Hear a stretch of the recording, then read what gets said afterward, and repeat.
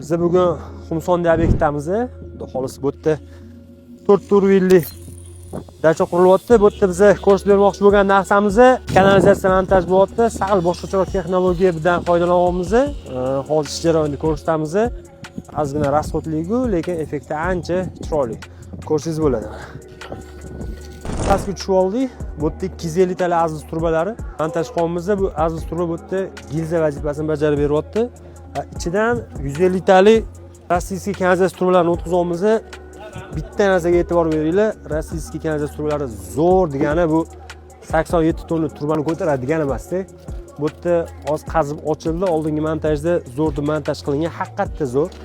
Faqat turpon hisobiga preslanib, chalpay bo'lib qolgan. O'shaning uchun biz azbizni birinchi urg'imiz gilza vazifasi uchun ichidan 150 tali rossiyskiy kanalizatsiya turbasi montaj qilyapmiz. Aytishingiz mumkin 150 tali, 250 tali azbiz ham kanalizatsiya turbasi yo'q, lekin ustalar, katta prorablar bilishadi. Azbizni stigi bilan buni stigi juda katta farqi bor. Azbiz mana bu rossiyskiy kanalizatsiyalik ushlab bera olmaydi.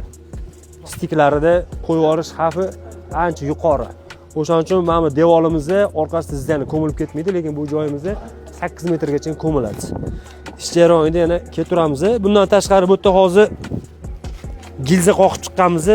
Shtirlar. Buni vazifasi nima? Azbiz turbamizni bu yerda ko'ramiz.